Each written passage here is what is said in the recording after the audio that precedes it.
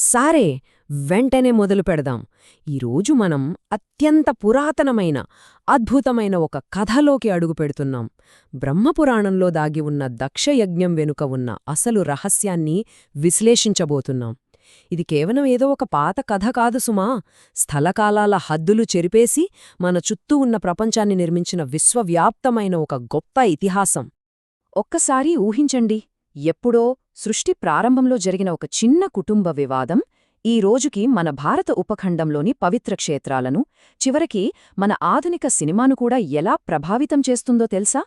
విశ్వస్థాయి నుండి మొదలై మన నిజజీవితంలోకి ఈ కథ ఎలా ప్రవేశించిందో ఈనాటి విశ్లేషణలో చూడబోతున్నాం.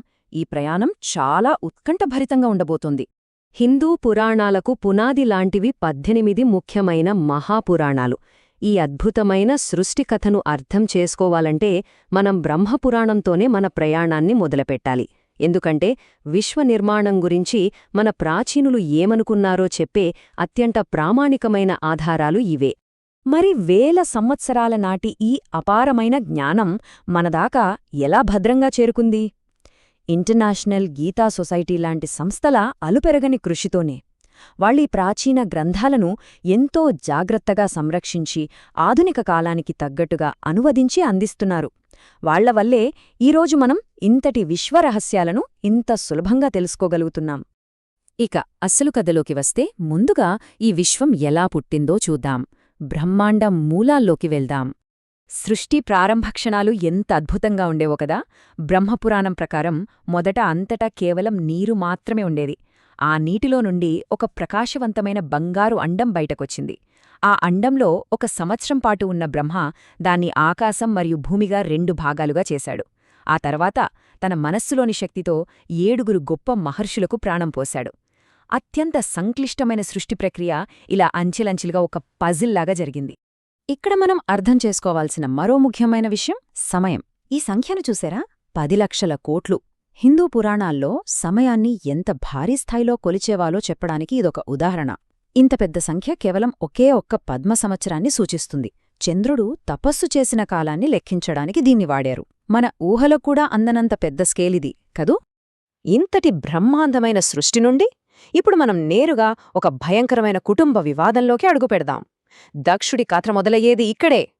ఈ కథలో అత్యంత ఆసక్తికరమైన భాగం ఈ 2 పాత్రల మధ్య ఉన్న విపరీతమైన వైరుధ్యం.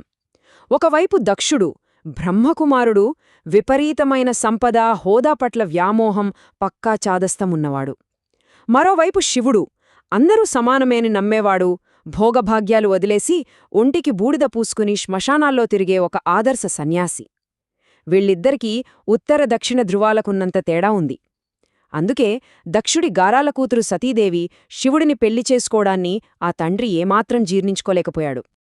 ఆ కోపమే చివరికి ఒక మహాయజ్ఞానికి, ఒక పెద్ద వినాశనానికి దారితీసింది.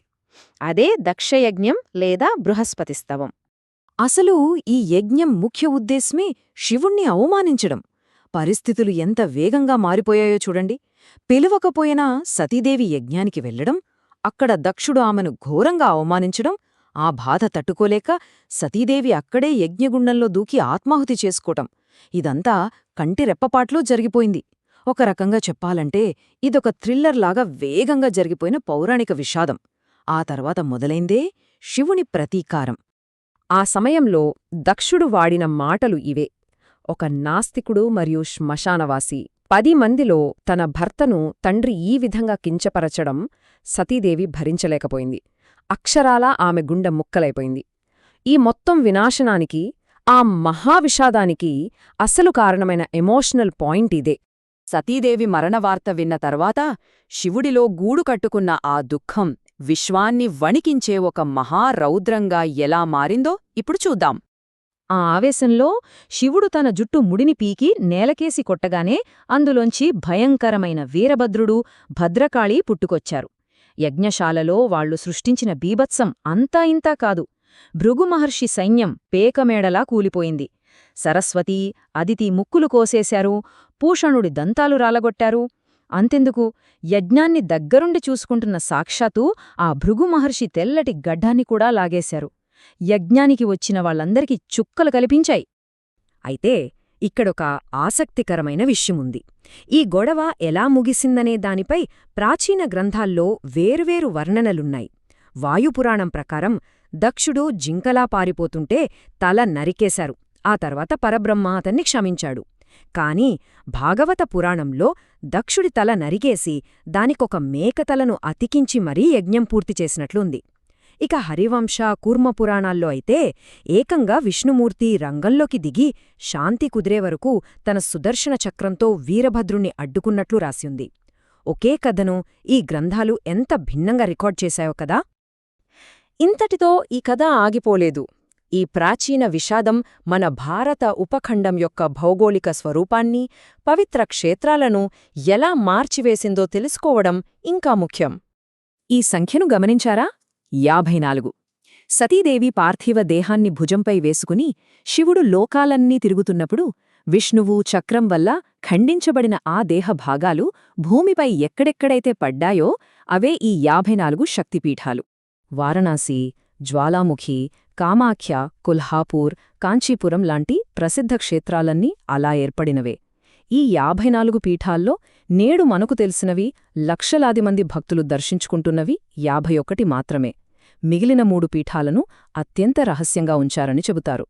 అంటే వేల ఏళ్ల క్రితం జరిగిన ఒక పౌరాణిక సంఘటన నేటికే మనం వెళ్లే గుడులకు పునాది అయిందన్నమాట. నిజంగా అద్భుతం. కేవలం గుడులు, గోపురాలే కాదు, ఈ కథ ఆధునిక పాప్ కల్చర్ని, ముఖ్యంగా మన సినిమాని కూడా ఎంతగానో ప్రభావితం చేసింది. ఇదిగో ఇక్కడ చూడండి, 1938 నాటికే ఈ ఇతిహాసం వెండితెరకెక్కింది. రాజా చంద్రశేఖర్ దర్శకత్వంలో వచ్చిన దక్షయజ్ఞం సినిమాలో సాక్షాత్తూ లెజెండరీ నటులు ఎంజి రామచంద్రన్ గారు విష్ణువు పాత్రలో కనిపించారు. వేలాది సంవత్సరాల క్రితం నాటి ఒక కుటుంబ వివాదాన్ని మన మేటి నటులు తెరమీద అద్భుతంగా ఆవిష్కరించారు. తరాలు మారినా ఈ ఇతిహాసానికి ఉన్న క్రేజ్ అలాంటిది. ఇదంతా చూస్తుంటే ఒక విషయం స్పష్టమవుతోంది. ప్రాచీన విశ్వగ్రంథాల నుండే మొదలై మన చుట్టూ ఉన్న పుణ్యక్షేత్రాలుగా మారి వెండితెరపైన ఆధునిక కళగా ఈ కథ కాలంతో పాటు తన రూపాన్ని మార్చుకుంటూనే ఉంది. మరి నిరంతరం మనుగడ సాగిస్తున్న ఈ అద్భుత ఇతిహాసం భవిష్యత్తులో ఇంకెలాంటి కొత్త రూపాన్ని సంతరించుకోబోతోందన్నది నిజంగా ఆసక్తికరమైన విషయం. ఆలోచించండి. ఈనాటి మన విశ్లేషణను ఇక్కడితో ముగిద్దాం. మళ్ళీ కలుద్దాం.